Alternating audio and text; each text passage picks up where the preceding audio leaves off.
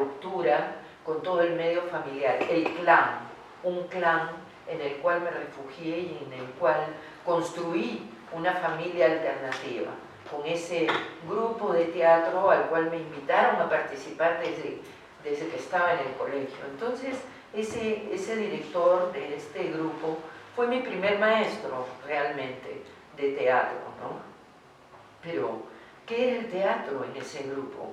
Era practicar danza y era ir a ver cine. Esa fue mi primera fuente de lo que era la actuación, de lo que era la estética. Entonces, yo bebí como alguien sediento lo que era el cine de Ingmar Bergman, que lo vi, lo estudié todo desde casi saliendo del colegio, el neorrealismo italiano, ¿no? Entonces, estudiar el cine, apasionarme por el cine como una espectadora, porque eran épocas en la ciudad donde el cine, existía el cineclub, no sé si aquí también existía, ¿no? El cineclub, donde habían especialistas que después del cine desmenuzaban el cine, lo desmenuzaban desde el punto de vista de los actores, de cómo se contaba la historia, de la luz, la sombra, de los encuadres. O sea, yo bebía eso como si fueran mis herramientas para estar en el escenario, ¿no? Entonces, el cinema cubano, ya cuando formamos Yuyascani, el cine cubano y el cinema nuevo brasilero fueron para nosotros pues libros para estudiar, para entender cómo se procesaban los contenidos, cómo se presentaban las realidades, ¿no? Y personajes entrañables que eran para mí como clases de actuación. Yo no estaba en ninguna escuela de teatro, ¿no? El teatro, el aprendizaje era para mí esos espacios, ¿no? Y luego cuando fundamos Yuyascani y nos acercamos a los grandes maestros del teatro en América Latina, ¿no? Sentir la fuerza de Augusto Boal planteando todas las hipótesis del teatro, ¿no?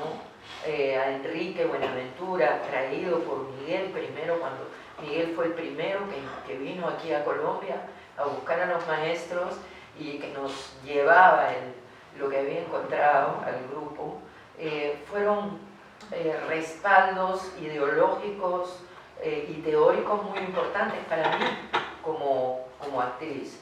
Encontrar a Bertolt Brecht fue una fuente fundamental en mi vida, que sigue siendo para mí un alimento hasta el día de hoy, porque he hecho 2 trabajos solos con materiales de Bertolt Brecht, y me reforzó en el concepto de que después llamaríamos en el grupo del autor la actriz múltiple, o sea, un actor que piensa, que toma decisiones, que tiene un concepto de dramaturgia, que se revela frente a las estructuras literarias teatrales, que tiene un concepto de cómo intervenir en la construcción de un espectáculo, que tiene una posición política, que tiene una intervención en la sociedad, un paquete gigantesco, ¿no? Que a mí me formó junto con la militancia política y la participación de todos nosotros como grupo de teatro en el devenir y en los acontecimientos de lo que nos pasaba en el Perú.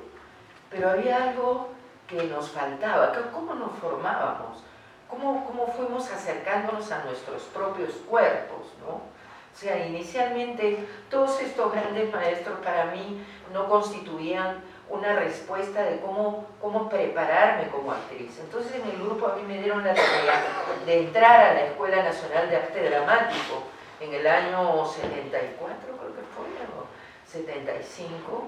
Entonces yo postulé a la Escuela Nacional de Arte Dramático para formarme como actriz, entré y a los 4 meses me salí, porque no, ¿cómo explicarlo de una manera respetuosa, ¿no? No encontraba ahí lo que yo necesitaba, ¿no? Afuera, la vida, el trabajo con el grupo, el encuentro con maestros que iban llegando a Lima, me planteaba preguntas y me llevaba por caminos mucho más importantes que lo que yo podía encontrar en esa casa un poco oscura mentalmente, donde la enseñanza era muy ortodoxa, muy occidental, ahora lo digo así, muy occidental, muy clásica, ¿no?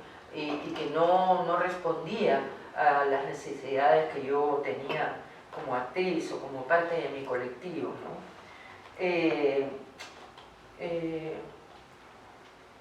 Fue cuando soy invitada a participar en la Escuela de Teatro Antropológico, liderada por Eugenio Barba y reforzada por un grupo de intelectuales muy importantes, dentro de los cuales está Nicolás Savarese, que como que se produce una ruptura en mi cuerpo, en mi mente, en mi espíritu, y cuando tengo esa experiencia de encierro de 2 meses con maestros de la danza y del teatro de Oriente, y también occidentales, pero muy conectados con las culturas de Oriente, ¿no? Entonces, esa experiencia de 2 meses fue un terremoto en mi vida, un terremoto en mi cuerpo doliente, golpeado, masacrado, sometido a diferentes técnicas, a una disciplina que para mí era fundamentalmente una disciplina de intelecto, más que una disciplina del cuerpo.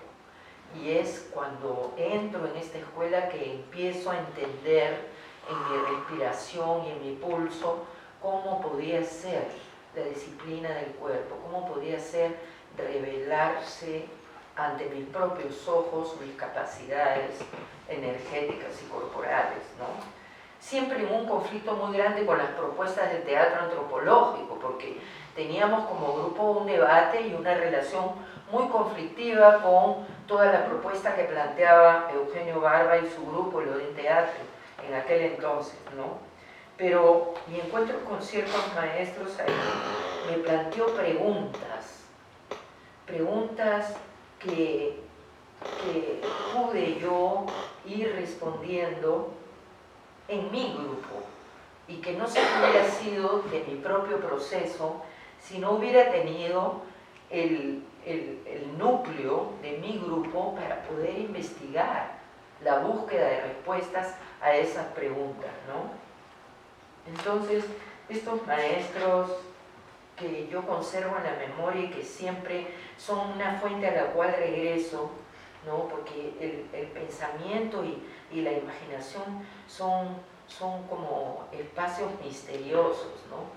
Cuando uno está trabajando, de pronto viene al presente una imagen que a mí me alimenta y me conecta con ese momento. Por ejemplo, conocer a Sanyukta Panigrani, una maestra, una renovadora de la danza Odissi de la India, que tradicionalmente no recibía mujeres. Ella era una gran renovadora por ser mujer y por ser danzante, ¿no? Entonces, tenerla a ella como una maestra cotidianamente y verla danzar todas las noches era para mí una escuela, era un libro abierto. Sentir el pulso de su cuerpo y sentir cómo ella modelaba en mi cuerpo no lo que era su danza, sino lo que estaba detrás de su danza. Ella no me enseñó su danza, ella me enseñó a investigar con mi cuerpo formas de trabajo que me confrontaran con mis propias limitaciones, ¿no? Pero sobre todo conocer a Raghunath Panigrani, que era no solo su marido, sino era el músico que la acompañaba en los espectáculos. Él me invitó a cantar con él en las mañanas, The Morning Melodies, ¿no? Entonces yo iba a visitarlo a su habitación, a cantar con él todas las mañanas a las 5:30, 6 de la mañana, y en realidad no cantábamos mucho, cantábamos un rato, pero después me contaba historias. Entonces me contó una historia, cómo él aprendió con su maestro. Me dijo que su maestro tenía una piscina de cemento en su casa, dentro de la cual había un poyo de cemento donde él tenía que sentarse ahí, y llenaba la piscina con agua fría. Entonces Raghunath, sentado con el agua fría hasta acá, tenía que sentir la vibración del agua helada en su cuerpo y transmitirla al sonido de su voz. Entonces él me contaba esa historia como algo muy divertido, y esa imagen se me quedó para mí toda la vida, porque cuando yo regresé a mi casa empecé a tomar duchas heladas para ver cómo el agua helada de la ducha generaba en mí la resistencia en mi diafragma y cómo podía yo dominar ese temblor o seguir ese temblor. Y entonces, a partir de esa pequeña anécdota, fue para mí una ruta para investigar el vínculo del cuerpo y de la voz como un músculo más que conversa con la acción del cuerpo, ¿no? O conocer a la maestra Katsuko Azuma, que era una maestra de danza, de teatro, ¿no?, que nos enseñaba todos los días las partituras de su danza y la codificación de cada movimiento, que ella hacía todos los días, exactamente igual, y que cada día me fascinaba, igual que el día anterior. Entonces, hasta que un día yo vencí la vergüenza y le dije, maestra Katsuko, ¿cómo hace usted para no aburrirse? Que repite todos los días el mismo movimiento con la misma belleza. Entonces ella me miró y me dijo, pero es que yo hoy día no soy la misma persona de ayer. Yo hoy día soy otra. He tenido un sueño, ya crecí, hoy día soy más vieja que ayer. Entonces, ¿cómo no puedo reconocer con sorpresa la misma acción, ¿no? Entonces, eran pequeños instantes que para mí eran luces, que me dejaban una ruta y un camino para investigar, ¿no? Conocer también al maestro Grotowski fue tuve la fortuna de encontrarlo varias veces a lo largo de mi vida, pero cada vez fue muy breve. No fueron cursos, no fueron seminarios, eran noches, porque a él le gustaba encontrarse en las noches. No daba encuentros en los días. Él comenzaba a vivir en la noche. Entonces, fueron momentos muy importantes a lo largo de mi vida, pero esa vez en el ISTA, él me confrontó con mi propia pregunta. Teníamos la posibilidad de encontrarnos con él en las noches. Eugenio decía, Grotowski está en la cocina. El que quiera ir a encontrarse con él, vaya y para... Entonces hacíamos una fila en las noches para ver cuándo nos iba a tocar encontrarnos con Grotowski, ¿no? Entonces llegó la noche en la que a mí me iba a tocar. Entonces yo había esperado varias noches, por supuesto que lo había visto en las noches conversando con todos nosotros, con sus propuestas complejas de trabajo. Pero esa noche, bueno, yo abrí la puerta, entré a la cocina y estaba temblando como un papel, ¿no?, al viento, y me senté. Entonces él me miró con esa mirada que tenía, que parecía agua, que parecía que te estaba mirando hasta el fondo del alma, así. Y me miró un rato, ¿no? Entonces yo estaba muda y me preguntó, ¿qué es lo que quieres saber?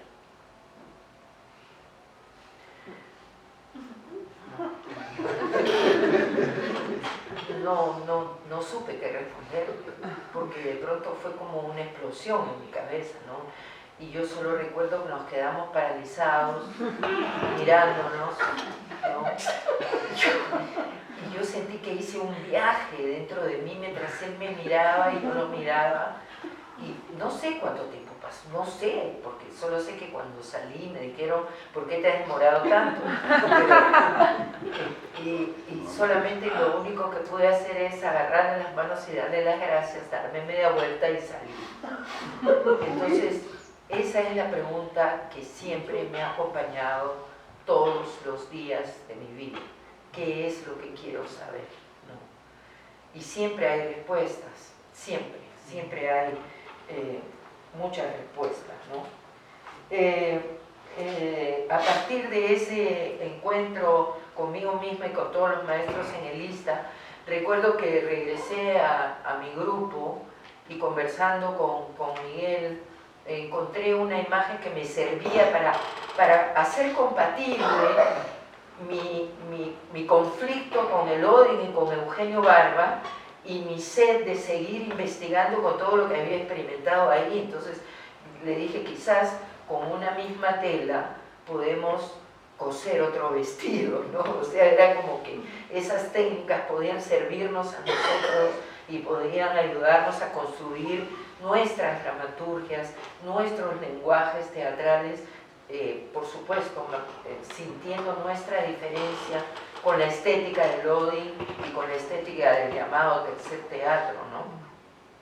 Pero ahí se abrió, creo, para nosotros un proceso de investigación muy interesante respecto a lo que significó y sigue significando el término entrenar, estar listo, estar preparado, estar dispuesto a abandonar aquello que ya te dijo todo y abrazar aquello nuevo que puede darte respuestas a lo que quieres saber, ¿no? Yo creo que todo este camino no hubiera sido posible para mí como actriz y creadora si no hubiera tenido el acogimiento de mi grupo. En el grupo yo he sentido que he podido confrontarme con mis miedos, con mis preguntas, porque el planteamiento que hemos levantado en el grupo es el de un espacio en el cual siempre cuestionamos lo que somos, lo que tenemos y qué es lo que queremos construir. Cada proceso creativo de un nuevo espectáculo siempre ha estado acompañado por una premisa que Miguel nos ha planteado a las actrices y actores, que tiene que ver con limpiar el cuerpo de aquello que ya nos sirve, que ya conocemos, con ser capaces de abandonar aquello que es nuestro refugio. No sé si lo conseguimos, pero el solo hecho de intentarlo, el intento es una palabra muy importante para mí, que no proviene de las fuentes del teatro, sino de otras fuentes, ¿no? El intento, intentar. Creo que es un elemento fundamental en mi trabajo en el seno del grupo. Cualquier aprendizaje. Mis 5 encuentros con Grotowski han encontrado un espacio. Un encuentro me planteaba una pregunta y el espacio donde la he desarrollado, donde la he investigado, ha sido el espacio del grupo, ¿no? Encuentro que otra fuente muy importante para mí en mi desarrollo como actriz ha sido la pedagogía. Cuando fundamos Yoyacán en el año 1971, una de las primeras cosas que hicimos fue no una obra de teatro, sino fue ir a un barrio al que ya conocíamos porque habíamos ido a presentar una obra de teatro del grupo anterior en el que estábamos, Miguel y yo, y fuimos a hacer un taller con señoras que se llamaba el taller de oratoria, ¿no? Y esa fue la primera acción. No sabíamos nada, lo que sabíamos era lo que hacíamos como actores casi adolescentes, y eso fue lo que fuimos a entregar. Entonces, a lo largo del tiempo, enseñar lo poco que sabemos se ha ido convirtiendo para mí en una fuente de aprendizaje, porque de la primera etapa de enseñar, que estuvo muy marcada por mi perfil de mujer militante, de mujer concentrada en el trabajo, de ir a las tareas con mucha fuerza, de darme cuenta luego de eso que lo que yo entregaba no tenía que ser algo sin movimiento. ¿Cómo explicarlo? O sea, que la verdad no existe quieta, que la verdad es algo en mutación y que tiene que ver con las personas con las que me encuentro cada día que voy a enseñar, ¿no?